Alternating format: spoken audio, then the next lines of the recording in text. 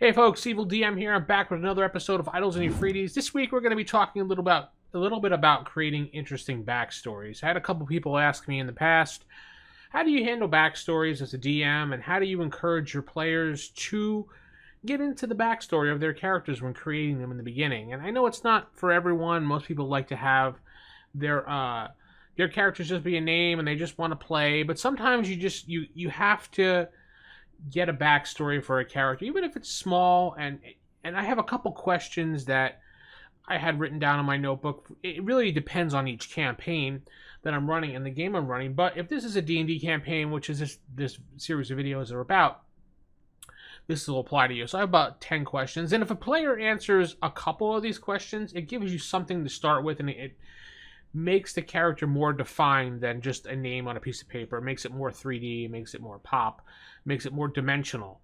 So how involved should you be as a DM?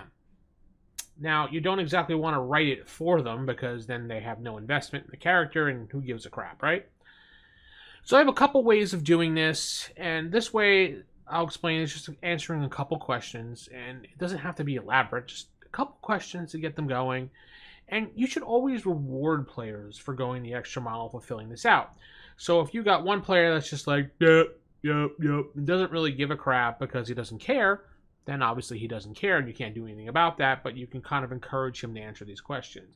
For players that go, like I said, the extra mile, you reward them 25 to 50 experience points to start. And you tell them this up front. I go, anybody that does a decent job and more than just a yup answer, one question answer, will get some bonus experience points from 25 to 50. And however you want to base that, that's up to you. You can tell them 25 or 50, or you can tell them a range between 25 and 50. Generally, I just say one amount, 25 or 50. And a lot of players are motivated enough by just that 50 experience points to actually fill these out. So number one, I normally ask, why do we need a backstory? Well, it helps your player connect and care about the character a little bit more. It can be used as a reference also to see how your character has evolved over time, because it also could be a backstory that's ongoing as things happen, like, defeated the bad guy, killed the bad guy, found the necklace, solved the trap of blah blah blah, helped the king, got favor doing this. This can all be recorded on the back story or the the profile of the character. And it also helps the character shape how he sees the world, having a backstory. So that's really why you want backstories. It helps make the character pop, fill out the area, and it helps you as a DM get to know the character. You know the person playing the character, but you don't know the character. And sometimes the player doesn't even know the character entirely at first too. So number two is exploring the reason they took the path that they did. Now, when I mean path, I mean class. Why did you pick becoming a paladin? Why did you pick becoming a cleric? Cleric, not clerk. You could work at a store too, but if a player has a hard time answering this, tell them to think about their job in real life. Think about growing up, how they chose that path in life. So if they're a computer tech person, how did they decide that they liked that? Did they start experimenting with computers as a child and pulling them apart, putting them back together? Or they just liked helping people over the phone, maybe, or helping people in person by giving them support. Go here, go there. This is how you fix it. And they like fiddling around with software. Think about that for a few minutes, and now place your character in those shoes of the same type of path that you took as a person in real life. Think of it as you're now the character. Well, maybe he became a paladin because he liked helping people that were in need. Okay. You liked helping people that were part of an organization. Okay. You like people that were serving one that liked to worship a certain deity. Okay, now we got something going on there. This also helps a player flesh out, and you kind of flesh out the background, and you will kind of become the interviewer as they're the interviewee. You keep asking them kind of questions, prodding and asking, well, why did they do this? Why did they do that? Why did they pick being a thief? Oh, well, the player said, well, when they were younger, their parents left them in an alleyway and they were unable to fend for themselves. So what they did was they were brought in by this thieves guild, and the thieves guild taught him how to steal. So every day he went out and stole just enough to pick picked enough pockets that he was able to bring it back to the Thieves Guild leader, and that gave him enough food, things like that. That's why he became a thief. He became a ranger because he liked going in the forest and communicating with animals and helping animals, things like that. Now, here's a question a lot of players do not like answering, and that's, what about their family? Are they all dead? Okay, sure. How did they die? And if they, and you get, what do we get those people like, oh, well, they died before I was born. It's not possible. They died as soon as I was born, or they died right after I was a small baby. Great. Then who raised you? Clearly, it was someone that raised you. You could speak. You have manners, somewhat. You clothed yourself. You weren't dead. You learned how to eat. Was it an orphanage? Great. Who was in charge in the orphanage? How did he or she treat you there? Do you hold ill will towards them? Things like that can be answered about a family. Now, if you want to go with the standard family trope, mother, father, whatever. Oh, my father died. My mother's still alive. They passed away. Okay, you still have other people in your family. What about brothers and sisters? My brothers and sisters, I didn't know them too well. We all went on our separate ways when our parents died. I haven't spoken to them since. That's fine, but you're still establishing you have a family, because you never know how, as a DM, you want to bring that or incorporate that as in a plot, a subplot. Next one is kind of like, these questions are kind of interviewee type questions, interviewer type questions. So ask the player, tell me something positive about your character, what he likes to do, what in life makes him unique. And then also ask him, tell me something negative about your character. What's something he can't stand, or what is something he's bad at? What can't he do? Has he been caught doing this and he can't help himself? Maybe he's a kleptomaniac and he always likes to steal things like that. Next question you have to look at is, what was your character up to before this game started? So you obviously, we will say we started in a tavern. Your guy is a paladin. What was he doing up until the point before he reached this tavern? Was he in the bathroom taking a dump? Was he out in the fields, directing people to the local missionary? Was he doing things like that? It's just kind of an idea of what he was up to, what he was doing, and how he was handling that. Number 6, this one's kind of borrowed from later editions, but what is your favorite item or knick-knack your character has? Now, again, think about real life when you're thinking about this. You have things in your real life that you've held on to as a child that maybe your mother gave you, or your father gave you, or an uncle gave you, or maybe a brother gave you, or maybe that one time you went to, church and your priest gave it to you, or your pastor gave it to you. Something that means something to you that you've carried on.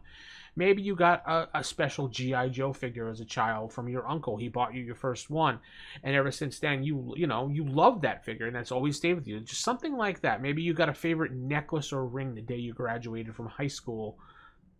Think about it in those terms. Like maybe it was like a little dolly that your character carries around. Maybe maybe your character is based off of a magic user with a high intelligence. Maybe he had a chess set that he always loved. Things like that. Knick-knack, a favorite item. It just kind of helps define your character and giving them a personality instead of just stats on a paper with a name and ready to kill. Or get killed, in some cases. Here's another question that some people have some problems answering. Not everyone. What is your opinion or view of the world? What do you think about the king? What do you think about the baron? What do you think about the lords of the land? Now, this also depends on if the DM gives you information about the land. But say you're playing in Forgotten Realms, Waterdeep, whatever. Do you understand and follow the laws? Do you like the king? Do you like the queen? Do you like the duke? Things like that. Oh, no, I hate the monarchy. They can't stand them. I will do anything against the monarchy. I love the monarchy. I will be a servant till the end. Things like that. Just generalizations. Does your character have an opinion about politics in the world? Now, this is just focusing on political stuff. Do they, in fact, agree with the laws of the land? Before it was a general view of the world. What's your opinion of the world? I know it's going to crumble. This one's going to be more of politics of the land. And say, in the last example, you hated the king. Okay, why do you hate the king? Well, he has a tyranny over his people. He makes all these laws and he taxes everybody. And I can't stand that. I hate seeing people get taxed into poor them, and I'm dedicating my life to making sure every poor person gets every coffer, gold, whatever back in due time. I'm going to rob the rich and give to the poor, Robin Hood style. There, that's your view on politics as an example. And number 9 here, religious view. If your world has various gods, do you support any of them? Do you hate them? Why? Are you an atheist? I know I've had a lot of campaigns where players are like, well, I'm an atheist. I don't believe in any gods. Well, I find it hard to believe that you're an atheist because during these type of games, you have priests and you have paladins literally showing the power of gods, performing miracles, God showing up left and right. So I don't buy that you're definitely going to be an atheist in a D&D type setting. Now, you could say you absolutely despise the gods, you absolutely despise anybody that worships them, you don't care for them, but you know they exist. There is proof they exist, and it's everywhere, and it's shown everywhere. It's not like in today's world where you can be an atheist and that's fine because there's no proof of anything. You just go on faith for those things. In this time frame, game period wise, faith is more than just believing. It actually is shown. There is proof of it in the game. Proof is in the pudding, they say, right? So tell us why you don't worship any gods. Tell us why you worship gods. Tell us why you don't like certain gods. Maybe you worship one god, but you hate another god. Maybe, the followers of this god that you hate screwed you over, and that's why you went to this god. Things like that help you build and define your character. And finally, does your character have any goals? This is number 10. Does your character have any goals in life? And this one can absolutely change over time. Say you start a goal with, oh, I want to become a famous adventurer. I want to have fame and fortune. I want people to know my name. Whisper my name. Shout my name throughout the lands, everywhere, and idolize me. Things like that. Or I want to become the lord of my land. This is goals are just to be set as an example when you first start the game. What is your best probably to just do it short-term goals? And something like I want to be level 2 that's not a goal. A goal is something like, I want to help free the local slaves in town.